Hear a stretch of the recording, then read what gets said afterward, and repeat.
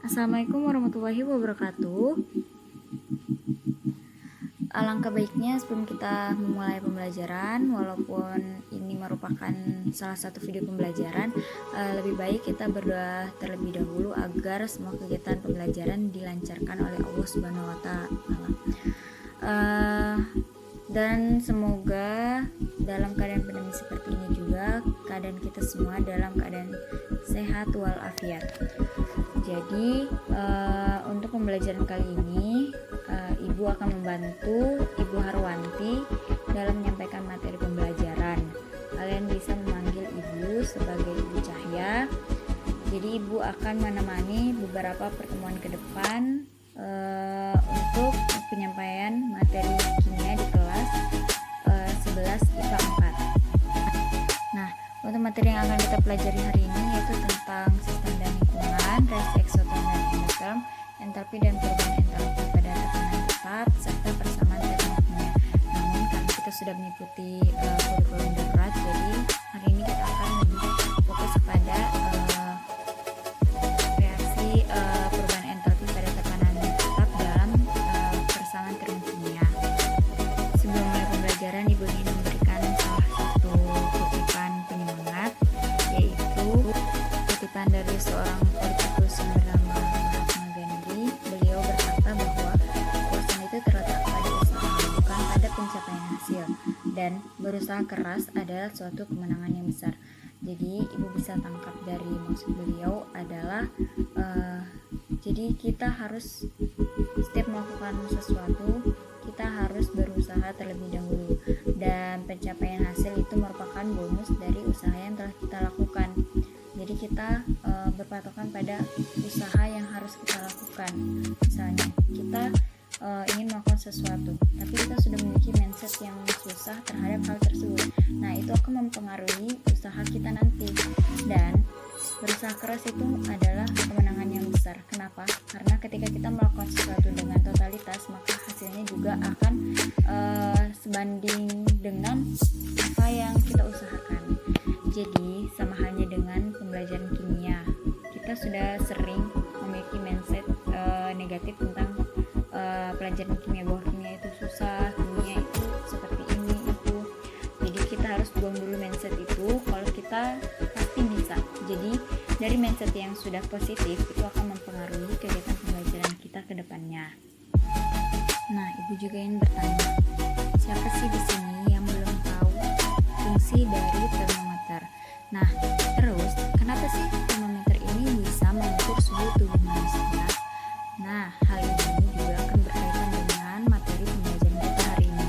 Jadi, apapun materinya tolong disimak, dan hal-hal yang penting bisa dicatat di dalam buku tulis. Nah, pengertian dari termokimia ini sendiri yaitu termokimia merupakan salah satu cabang dari ilmu kimia yang mempelajari antara reaksi dengan panas. Penerapan hukum pertama termodinamika terhadap peristiwa kimia itu juga disebut sebagai termokimia, yang membahas tentang perubahan kalor yang menyertai suatu reaksi kimia. Sebelum masuk ke dalam reaksi eksoterm dan endotherm, kita harus mengetahui apa itu sistem dan lingkungan. Jadi, sistem itu merupakan segala sesuatu yang menjadi pusat perhatian dalam mempelajari perubahan energi dan berubah selama proses berlangsung. Jadi, sistem ini dapat berubah. Sedangkan lingkungan adalah hal-hal yang tidak dapat berubah selama proses berlangsung dan yang membatasi antara sistem dan dapat mempengaruhi sistem tersebut. Contohnya apa? Kita lihat di gambar berikutnya. Nah, contoh dari sistem dan lingkungan itu contohnya ketika kita masak sup atau masak sayur. Jadi isi sup itu atau sayurnya itu disebut sebagai sistem, dan pancinya itu sebagai lingkungan. Kenapa sayur disebut sebagai sistem? Karena sayur bisa berubah sedangkan pancinya tidak. Jadi awalnya sayur itu kan seperti segar, keras. Ketika dimasak dan mendidih, sayur itu menjadi layu. Nah, itu kan berarti bisa berubah. Itu bisa sebagai sistem atau disebut sebagai sistem. Sedangkan panci disebut lingkungan. Kenapa? Karena dia tidak berubah dan tetap seperti itu kan. Dan panci itu bisa mempengaruhi dari sistem tersebut. Ada beberapa bentuk energi yang biasa kita kenal, yaitu misalnya seperti energi kalor, energi kimia, energi listrik, energi cahaya, energi bunyi, dan energi mekanik, serta energi-energi yang lain. Nah, ada juga hukum kekayaan energi yang biasa kita dengar, mungkin di SMP sudah pernah dipelajari. Bunyi hukum tersebut yaitu energi tidak dapat diciptakan atau dimusnahkan. Nah, artinya suatu bentuk energi tidak dapat diubah menjadi bentuk energi lain, tapi tidak pernah ada energi yang hilang atau bertambah. Selanjutnya yaitu reaksi eksoterm. Apa sih reaksi eksoterm itu? Jadi seperti yang tertera pada gambar, sistem itu yang ada di dalam lingkaran dan lingkungan itu ada di luar lingkaran. Reaksi eksoterm itu apa sih? Jadi reaksi eksoterm itu adalah reaksi yang melepaskan kalor dari sistem ke luar lingkungan, sehingga kalor yang ada pada sistem itu nanti akan berkurang, dan tanda reaksi eksoterm itu adalah negatif atau perubahan entalpinya adalah negatif. Kemudian contoh dari reaksi eksoterm yaitu kembang api dan api unggun. Kenapa kembang api dan api unggun merupakan contoh dari reaksi eksoterm?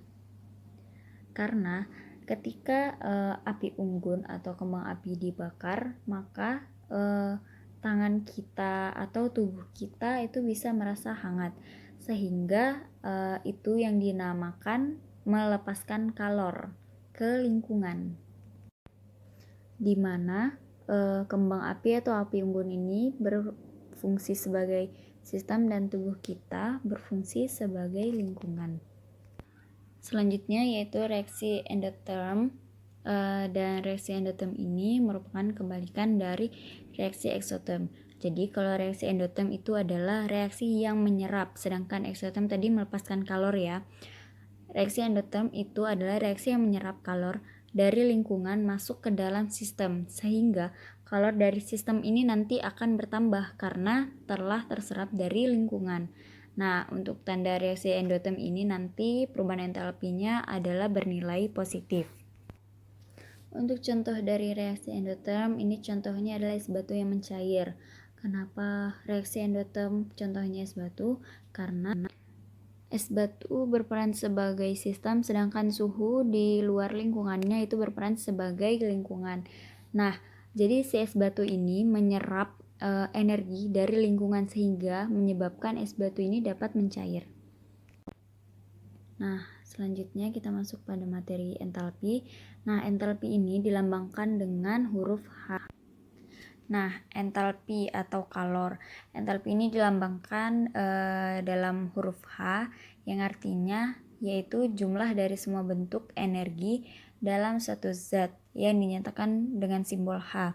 Contohnya misalnya entalpi untuk uap air ditulis H2O. H yang pertama yang berwarna orange itu maksudnya adalah entalpi, sedangkan H2O itu sebagai lambang dari uap air. Nah, entalpi ini sifatnya tetap konstan selama tidak ada energi yang masuk atau keluar dari zat. Besarnya entalpi juga tidak dapat ditentukan. Sedangkan untuk pengertian perubahan entalpi itu merupakan perubahan panas dari reaksi pada suhu dan tekanan yang tetap. Nah, selisih antara entalpi zat hasil atau produk dikurangi dengan entalpi zat-zat reaktan atau zat awal ya. Jadi rumusnya untuk perubahan entalpi yaitu delta H sama dengan H dikurang HR. HH itu sebagai entalpi hasil reaksi atau produk, sedangkan HR itu entalpi zat reaktan. Nah, untuk entalpi pada reaksi eksotherm ini dimisalkan P plus Q ini kan sebagai reaktan, sedangkan R ini sebagai produk, dan X ini besarnya panas reaksi. Pada reaksi eksotherm seperti yang Ibu jelaskan sebelumnya tadi, untuk perubahan entalpi pada reaksi eksotherm itu bersifat negatif karena dia melepaskan kalor. Nah, sedangkan pada reaksi endotherm misalnya R ini dilambangkan sebagai reaktan, sedangkan P plus Q ini sebagai produk. Nah, berlaku perubahan entalpi pada reaksi endoterm di sini bersifat positif karena dia membutuhkan kalor. Jadi kesimpulannya, besarnya suatu perubahan entalpi atau delta H sama dengan besarnya panas reaksi, tetapi dengan tanda berlawanan. Kita masuk ke dalam contoh soal. Soalnya yaitu hitunglah entalpi perubahan CH4 menjadi CO2 dan H2O pada temperatur 298 derajat Kelvin.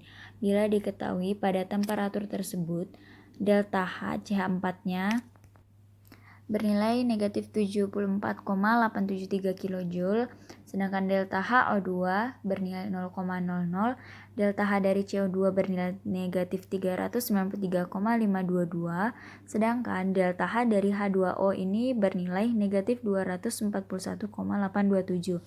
Nah, tahap pertama sebelum kita mengerjakan soal, kita harus analisis dulu apa yang diketahui.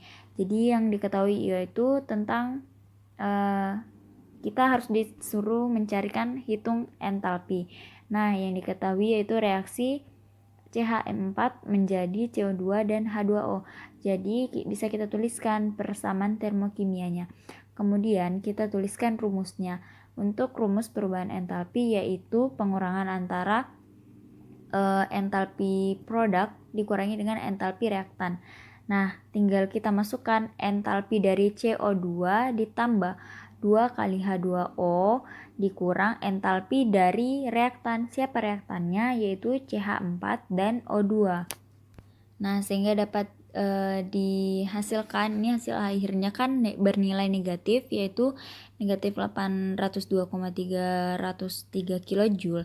Nah, dari sini kita bisa simpulkan kalau misalnya tandanya negatif itu berarti dia melepaskan kalor kan. Nah, kalau melepaskan kalor itu berarti dia bersifat reaksinya eksoterm. Adapun ketentuan dari entalpi dan perubahan entalpi, jadi ini bisa sebagai kata kunci untuk kalian ingat.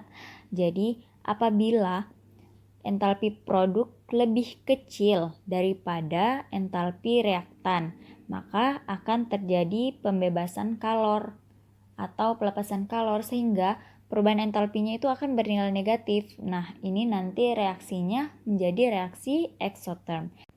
Sedangkan kalau entalpi produknya lebih besar daripada entalpi reaktan, nah nanti hasilnya pasti akan positif. Nah, ini merupakan reaksi penyerapan kalor.